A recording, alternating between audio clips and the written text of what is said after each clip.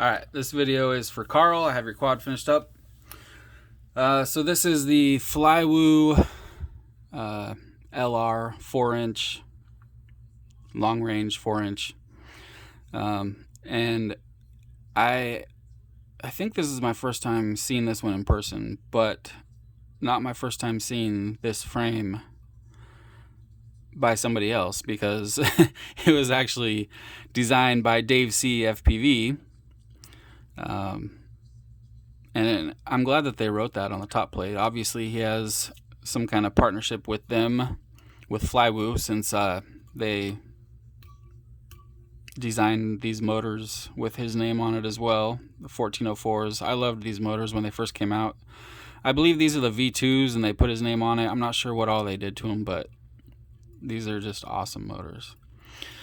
But anyways, yeah, Dave C. FPV. If you knew anything about the micro long range a while back, before it got all its popularity recently, Dave C.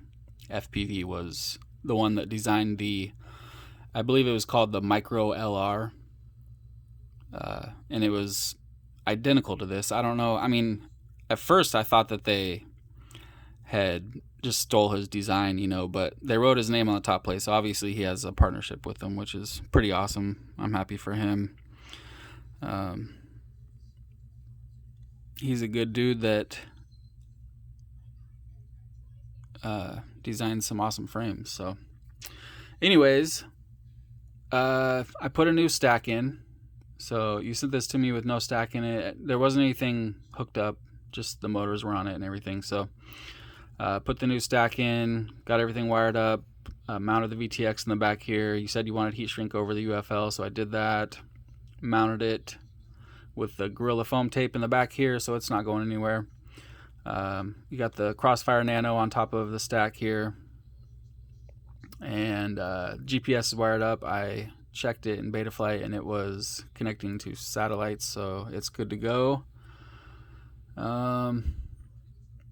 Yeah, it all should be good to go. So I haven't actually tried to hover it yet, but we're about to see. All right, so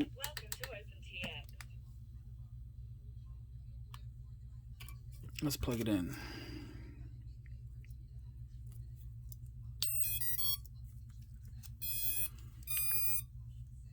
There is your video.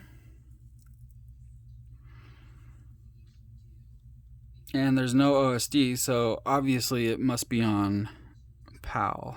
And what kind of camera is this? Is this a Nano 2? Oh no, it shouldn't be on PAL, because the Nano 2,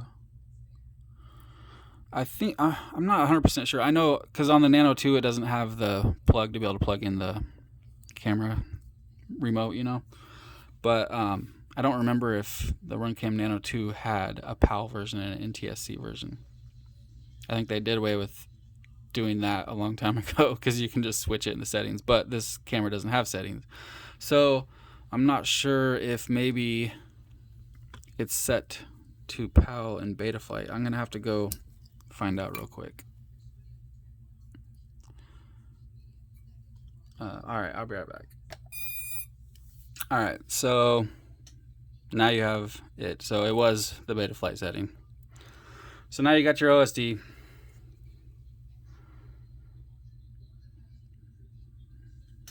Alright, let's see about hovering.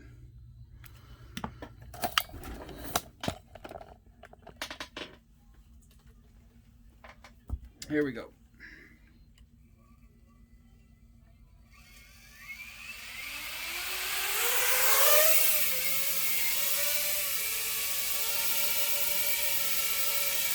Nice and quiet.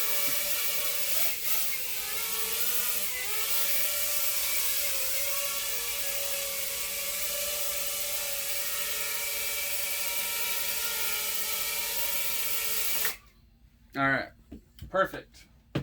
It's flying nice and smooth, nice and quiet. Awesome. All right, so this thing is good to go.